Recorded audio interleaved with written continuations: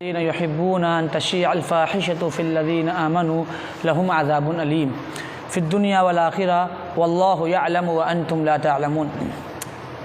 صدق الله العظيم. وقال النبي صلی اللہ علیہ وآلہ وسلم ورجل ذکر اللہ خالیا ففاضت عیناہ. اللہ تعالیٰ نے قرآن مقدس کو ہدایت کی کتاب بتایا ہے اور ہدایت کا ذریعہ بتایا ہے، اور یہ قرآن پوری انسانیت کے لیے ایک ہدایت اور رہنمائی ہے. بندہ جب قرآن مقدس پڑھتا ہے اور سمجھتا ہے اور قرآن مقدس کی طرف اس کا دماغ جاتا ہے اور وہ اس کو سوچتا ہے اور فکر لگاتا ہے کہ یہ قرآن مقدس ہم سے کیا کہہ رہا ہے، قرآن مقدس کا کیا مقصد ہے، تو اس کو سمجھ آ جاتا ہے اور وہ غلط چیزوں سے رک جاتا ہے. جسے قرآن مقدس نے فرمایا کہ ان الذین یحبون، یقیناً جو لوگ یہ چاہتے ہیں کہ ان تشیع الفاحشۃ فی الذین آمنوا، کہ مسلمانوں کے اندر بے حیائی پھیل جائے، لہم فی الدنیا والآخرہ، تو اللہ فرما رہے ہیں ان کے لیے دنیا میں بھی اور آخرت میں بھی دردناک عذاب ہے. واللہ یعلم وانتم لا تعلمون، اور اللہ جو جانتا ہے تم نہیں جانتے. تو اگر کسی بندے کے عمل سے معاشرے میں کوئی ایک غلط کام جاری ہوتا ہے، کوئی ایک غلط کام پھیلتا ہے، معاشرہ خراب ہوتا ہے، بے حیائی پھیلتی ہے، تو اس کو دنیا میں بھی رسوا ہونا پڑتا ہے اور آخرت میں بھی رسوا ہونا پڑتا ہے. ہم یہ بارہا دیکھتے ہیں، ہمارا یہ مشاہدہ ہوتا ہے، ہم معاشرے میں دیکھتے ہیں، ہم آس پڑوس میں دیکھتے ہیں، جو لوگ دین سے دور ہوتے ہیں، لا ابالی ہوتے ہیں، ان کا معاشرے میں کوئی مقام نہیں ہوتا، ان کا معاشرے میں کوئی مرتبہ نہیں ہوتا، ان کی کوئی عزت نہیں ہوتی، ان کا کوئی احترام نہیں ہوتا، اور وہ اللہ کے نزدیک بھی ذلیل ہوتے ہیں، وہ اللہ کے نزدیک بھی رسوا ہوتے ہیں. جو گالی گلوچ کرنے والے ہوں، لڑائی کرنے والے ہوں، شراب پینے والے ہوں، زنا کرنے والے ہوں، اس طریقے کے جو لوگ ہوتے ہیں، اللہ تعالیٰ سخت ناراض ہوتا ہے اور اللہ تعالیٰ ان کو دردناک عذاب دے گا. اس سے پہلے دنیا کی ذلت جھیلتے ہیں، دنیا کی رسوائیاں جھیلتے ہیں اور اپنے وقار کو، اپنے مقام کو گرا دیتے ہیں. حالانکہ انسان سب سے افضل المخلوقات کہ اللہ تعالیٰ نے مسجود ملائکہ بنایا، کہ مسجود ملائکہ کا مطلب یہ ہوتا ہے فرشتوں نے ان کو سجدہ کیا اور اللہ تعالیٰ نے فرشتوں سے بڑا مقام و مرتبہ دیا. اللہ تعالیٰ نے ہدایت کی کتاب دی، اللہ تعالیٰ نے آخری نبی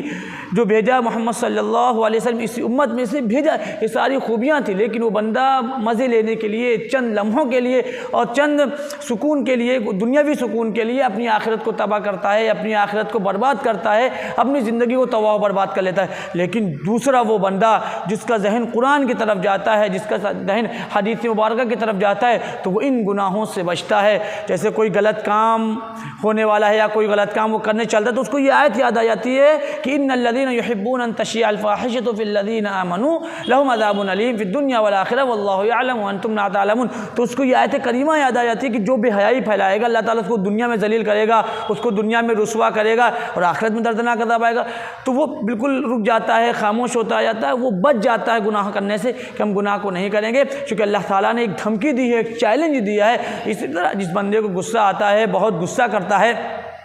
اور جب اس کے سامنے قرآن مقدس کی آیت آ جائے والکاظمین الغیظ والعافین عن الناس، غصہ پی جانے والے کو، لوگوں کو معاف کر دینے والوں کو، واللہ یحب المحسنین، اللہ تعالیٰ ان کو پسند کرتا ہے. اب اس کے سامنے یہ آیت اگر آ جائے گی تو وہ غصہ کرنے سے بچے گا. پھر وہ حدیث مبارکہ نبی علیہ الصلوۃ والسلام نے فرمایا لیس الشدید بالسرعہ انما الشدید الذی یملک نفسہ عند الغضب. پہلوان وہ نہیں ہے جو کسی کو پچھاڑ دے، حقیقی پہلوان تو وہ ہے جو شخص اپنے غصے پر قابو پا لے. اب بندے کے سامنے قرآن کی آیت اور یہ حدیث آ جاتی ہے کہ اصل پہلوان تو وہ ہے جو اپنے غصے کو کنٹرول کر لے، اپنے غصے کو پی جائے، اور اس بات کی طاقت بھی اس کے اندر ہے کہ وہ غصے کو نافذ کر سکتا ہے، غصے کو پورا کر سکتا ہے. لیکن اس کے بعد بھی اللہ کے لیے غصے کو پی جائے تو وہ بندہ اللہ کو بہت محبوب ہے، اللہ اس کو بہت پسند کرتا ہے. تو قرآن کی یہ آیت آ جائیں گی. اور اسی طرح فرض کریے کہ ہماری کسی ایسے آدمی سے بحث ہو رہی ہے، کوئی بحث چل رہی ہے، کوئی بحث ہو گئی یا لڑائی جھگڑا ہو گیا، اب ہمیں وہ قرآن مقدس کی وہ بات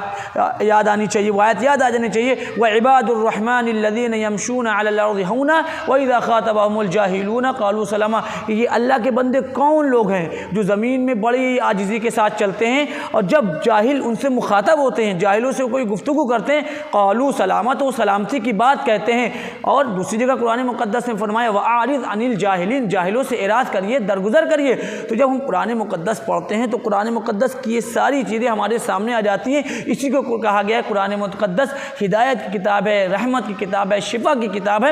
اسی طرح قرآن مقدس سے دوسری جگہ فرمایا کہ یا قوم اعملوا علی مکانتکم، اے پیغمبر آپ ان سے کہہ دیجئے کہ آپ اپنے طریقے کے مطابق عمل کریے، انی عامل، میں اپنے طریقے کے مطابق عمل کرتا ہوں، فسوف تعلمون، ان قریب تم جان جاؤ گے۔ تو جب بحث ہو رہی ہے، مباحثہ ہو رہا ہے، تو یہ انسان کو آیت کریمہ یاد آ جانی چاہیے، اس بندے کو یاد آئیں گی جو قرآن مقدس کی تلاوت کرتا ہے، جو قرآن مقدس کو پڑھتا ہے، جو روز مرہ اللہ کی اتنی عظیم کتاب جو ہدایت کی کتاب تھی، اللہ تعالیٰ نے اس کو نازل اس لیے کیا تھا کہ اس کا قانون دنیا میں نافذ ہو اور اس کو پڑھا جائے، اس کو سمجھا جائے، اس میں تدبر کیا جائے، اس میں غور و فکر کی جائے۔ اللہ تعالیٰ نے اسی لیے قرآن مقدس کو نازل فرمایا تھا، یہی بعثت کا مقصد تھا کہ ہم قرآن مقدس کی تلاوت کریں گے، لیکن ہم نے قرآن مقدس کو پش پست ڈال دیا، وَاتَّخَذْتُمُوهُ وَرَاءَكُمْ ظَهِرِيًّا، کہ ہمارا خاندان آگے آ گیا، ہمارے لوگ آگے آ گئے، ہمارا معاشرہ آگے آ گیا، ہماری دولت آگے آ گئی، اور ہم نے اللہ کو اور اس کے قرآن مقدس کو پش پست ڈال دیا، ہم ساری چیز بھول گئے۔ اسی طرح یاد کریے کہ آپ صلی اللہ علیہ وسلم نے فرمایا کہ کبیرہ گناہوں میں سے یہ ہے کہ ان یشتم الرجل والدیہ، کہ آدمی اپنے والدین کو گالیاں دے، برا بھلا کہے۔ صحابہ نے پوچھا یا رسول اللہ کوئی شخص اپنے والدین کو گالی دے سکتا ہے؟ کیونکہ صحابہ کے معاشرے میں ایسا نہیں تھا، صحابہ ایسے معاشرے میں پروان نہیں چڑھے تھے، صحابہ نے ایسے معاشرے میں زندگیاں نہیں گزاری تھی، صحابہ نبی علیہ الصلوۃ والسلام کے تربیت یافتہ تھے، صحابہ قرآن کی تلاوت کرنے والے تھے، صحابہ قرآن پر عمل کرنے والے تھے۔ ان کو بڑا عجیب و غریب لگا کوئی شخص اپنے والدین کو گالی دے گا، تو آپ علیہ الصلوۃ والسلام نے فرمایا تم کسی کے والدین کو گالی دو گے وہ تمہارے والدین کو گالی دے گا، تم کسی کے باپ کو گالی دو گے وہ تمہارے باپ کو گالی دے گا، تم کسی کی ماں کو گالی دو گے وہ پلٹ کے تمہاری ماں کو گالی دے گا۔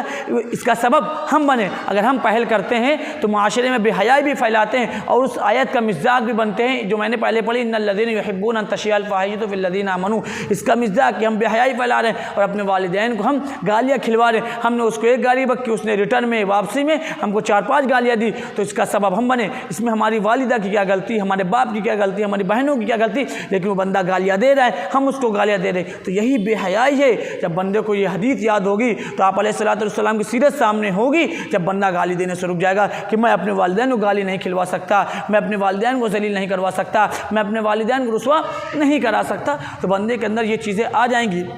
یہ چیزیں ہو جائیں گی۔ بندہ جب دیکھتا ہے قرآن مقدس کو، غور و فکر کرتا ہے، جو قرآن مقدس کا حکم ہے کہ وَلَقَدْ يَسَّرْنَا الْقُرْآنَ لِلذِّكْرِ فَهَلْ مِن مُدَّكِرٍ، ہم نے اس ذکر کو، قرآن مقدس کو آسان بنایا، کوئی ہے نصیحت کرنے والا، کوئی ہے غور و فکر کرنے والا، تدبر کرے کہ اللہ ہم سے کیا کہہ رہا ہے، اللہ ہم سے کیا فرما رہا ہے، اللہ ہم سے کیا چاہتا ہے۔ جب بندہ اس قرآن مقدس پہ غور کرتا ہے تو بندے کی زندگی بالکل بدل جاتی ہے، بندہ بالکل ایمان کے راستے پہ آ جاتا ہے، بندے کے اندر ایک جذباتیت، ایک ایمانیت کی لہر دوڑ جاتی ہے اور بندہ اللہ کو پہچانتا ہے، بندہ رسول اللہ صلی اللہ علیہ وسلم کو پہچانتا ہے، بندہ اللہ کا تعارف جانتا ہے کہ اللہ کون ہے، نبی کون ہے، یہ کائنات کس نے بنائی، یہ دنیا کس نے بنائی، یہ دنیا کا خالق کون ہے، اس کا موجد کون ہے، اس کا مالک کون ہے، اس کا خالق کون ہے، وہ بندہ جانتا ہے۔ جب قرآن مقدس کو پڑھتا ہے، پھر حدیث مبارکہ کو پڑھتا ہے، تو بندہ سمجھتا ہے کہ ہمارے دنیا میں آنے کا مقصد کیا ہے، کہ اللہ تعالیٰ کو پسندیدہ بندے کون سے ہیں، جیسا کہ آپ علیہ الصلوۃ والسلام نے فرمایا وَرَجُلٌ ذَكَرَ اللَّهَ خَالِيًا فَفَاضَتْ عَيْنَاهُ، کہ ایسا شخص جس نے تنہائی میں اللہ کو یاد کیا اور اس کی آنکھیں اشک بار ہو گئیں۔ سب سے زیادہ پسندیدہ بندہ اللہ تعالیٰ کو یہ ہے کہ ایک بندہ ہے تنہائی میں بیٹھا ہوا، ایک تیسرا کوئی نہیں ہے، وہ ہے اس کا رب کریم ہے، اور تنہائی میں اس نے اللہ کو یاد کیا اور آنکھیں اشک بار ہو گئی، مطلب کہیں آنکھ کے پورے کنارے میں کہیں ایک آنسو آ گیا تو اللہ تعالیٰ اس کے سارے گناہوں کو معاف فرما کر اس کو اپنے عرش کے سائے میں جگہ دے گا۔ سبعۃ یظلھم اللہ فی ظلہ یوم لا ظل الا ظلہ، کہ 7 ایسے خوش نصیب جن کو اللہ تعالیٰ اپنے عرش کے سائے میں رکھے گا، جس دن اللہ کے سائے کے علاوہ کوئی سایہ نہیں ہوگا۔ آپ اس کو مثال سے بھی سمجھ جائیے کہ ہم کوئی کام کر رہے ہوں اور پریشان ہوں، مصیبت زدہ ہوں، فرض کریے کہ ہم بجلی کا بل جمع کر رہے ہوں یا کوئی اور مصیبت میں ہوں اور کوئی پہچاننے والا نہ ہو، کوئی جاننے والا نہ ہو، بڑے پریشان ہو رہے ہوں، لیکن اندر سے ایک بندہ نکل کر آئے اور ہمیں لے جائے اور ہمیں اے سی میں بیٹھا لے، ہمیں عظیم عظیم نعمتیں دیں اور کہے آپ کا کام ہو جائے گا، پریشان نہ ہو، تو وہ بندہ کتنا خوش ہوگا۔ اسی طرح وہ کتنا خوش نصیب ہوگا کہ سارے لوگ پریشان ہیں لیکن میں ایک اے سی میں بیٹھا ہوں۔ اسی طرح اللہ تعالیٰ فرمائے یہ بندہ جس نے تنہائی میں مجھے یاد کیا اور یاد کر کر آنکھیں اشک بار ہو گئیں، میں اس کو اپنے سائے میں رکھوں گا۔ تو یہ قرآن مقدس کو سمجھیے، قرآن مقدس کی آیتوں کو سمجھیے اور حدیث مبارکہ کو سمجھے کہ اللہ تعالیٰ ہم سے کیا فرما رہا ہے، اللہ تعالیٰ کا کیا حکم ہے، اللہ تعالیٰ ہمیں کس چیز کے بارے میں بتا رہا ہے۔ وآخر دعوانا الحمدللہ رب العالمین۔